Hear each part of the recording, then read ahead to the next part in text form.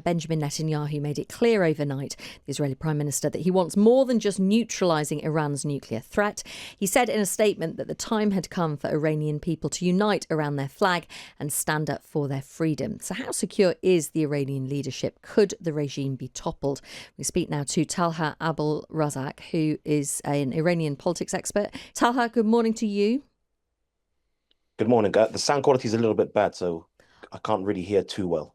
OK, apologies. Let's try. You are loud and clear for us. So I'm going to ask you a question. And if you're struggling to hear, then we will reconnect.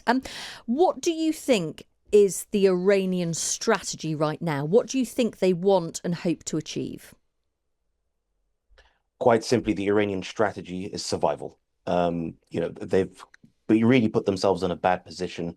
They tried to highball negotiations, by insisting that they will be the ones to be enriching their own uranium, which may have been a possibility a number of years ago. But they've gone way above and beyond the 3.5% or so required for civilian purposes.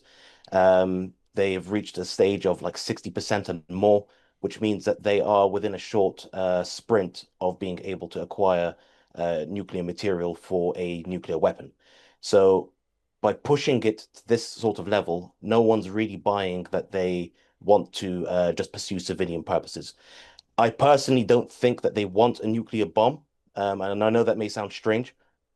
I just think that they were trying to do this to kind of, like I said, highball negotiations and really get everything that they wanted. But in reality, all they managed to do was to make themselves appear to be a much bigger threat than they actually are. And we're kind of seeing this play out in front of us right now. Like their attacks against Israel, while causing some damage, hasn't been as substantial as they had promised. A couple of years ago, Ayatollah Khamenei said that if Israel was to ever attack, that he would raise Tel Aviv and Haifa to the ground within a day. Obviously, he hasn't managed to do that. And I wanted to ask you about that Iranian capability, because clearly, as you've said, the Iranian regime has been weakened over the last couple of years. Hezbollah, Hamas, their proxies, they are not able to in any way help. I mean, you would expect in days, years gone by that Hezbollah would be launching rockets from the north. I mean, Israel has managed to wipe out so much of the senior leadership team. We've seen nothing. Iran itself, how long, for example, do you think it has the ability to maintain this missile barrage, which we're seeing on Israel at the moment? It all depends on the kind of warheads that they're using. So I've been looking at a lot of this footage, and you watch the missiles that are coming in from Iran. Once they make impact, you often find that even the street signs nearby don't get knocked over by the shockwave of the blast. And it's a very small blast.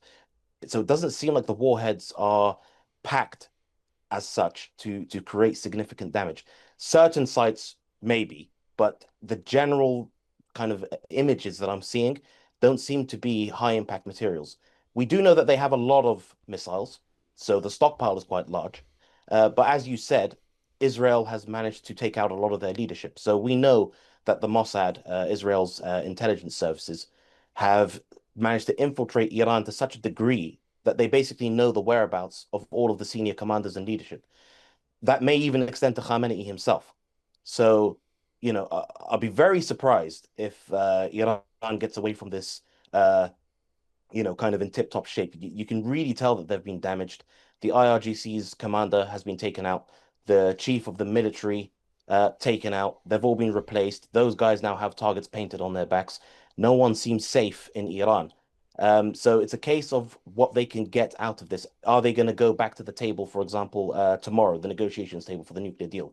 Are they going to take Trump up on his offer and say, look, just rein in the Israelis, we'll accept whatever terms that you want? That's still a distinct possibility. Of course, if they do that, they then expose themselves to perhaps an internal regime overthrow because the hardliners are not interested in cutting any deals with the United States. So there's a lot going on in Khamenei's mind right now, I would imagine. And I wanted to ask you about the chances of regime change, because a lot of the people that have been taken out at the top in Iran by Israel in the last couple of days are the people who were very much repressing the population, really pushing back against the protests that we saw in Iran in the last couple of years. So will there be amongst the Iranian population a desire to overthrow the regime, to see this as an opportunity, or not? I mean, there's obviously a desire, but the issue with the Iranian opposition groups is how fractured they are. So you have the monarchists, for example, who support the former monarchy of Iran, the Shah, his son, who's been living in exile for decades.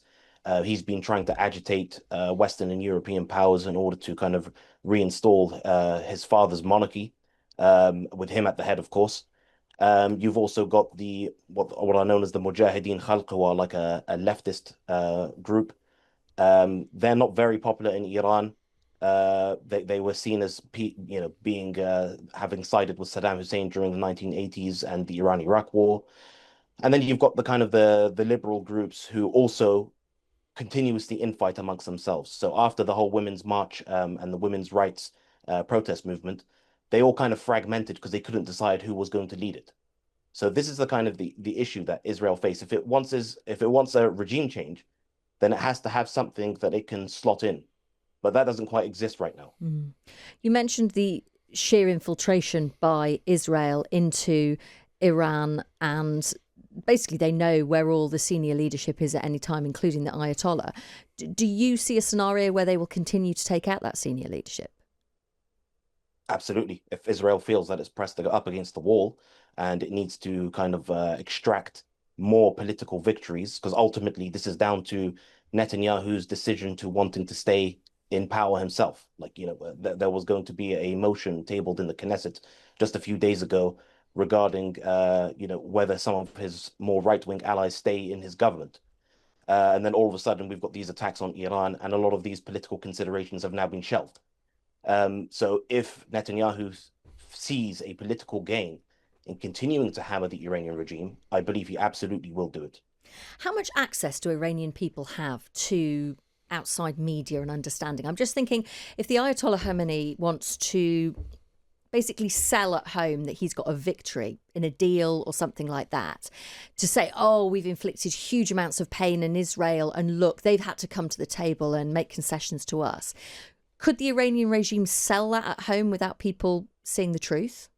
I don't think so. I mean, look, when it comes to Iran, they have been absolute masters of theater for the past 4 decades. Ever since Ayatollah Khomeini himself, the founding father of the Islamic Republic, overthrew the Shah and came to power, it's always been chants of, as they say in Persian, Margbar America, Margbar Israel, death to America, death to Israel.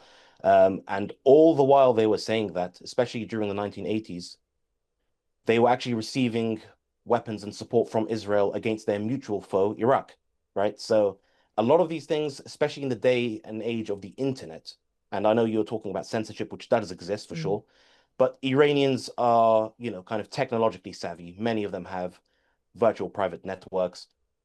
They know how to access outside news sources. There are obviously some radio stations that broadcast into Iran as well, which they tune in on, and they get their information sources from all over the world.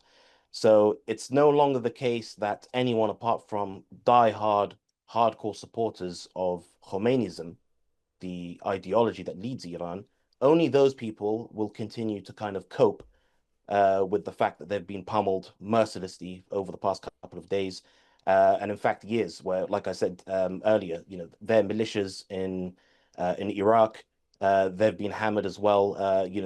They're not even willing to step up to the plate to defend Iran. Everyone's kind of issuing statements saying, "Oh, we want nothing to do with it." Hezbollah said, we condemn what Israel is doing, but we're not going to be launching any attacks. They've really learned their lesson after the whole pager bombing incident that happened in Lebanon last year, and everyone's terrified to step up and step in for Iran. Really fascinating. Thank you so much for talking to us this morning. My pleasure. That is Tallha Abdulrazaq, who is an Iranian politics expert and a researcher at the University of Exeter's Strategy and Security Institute.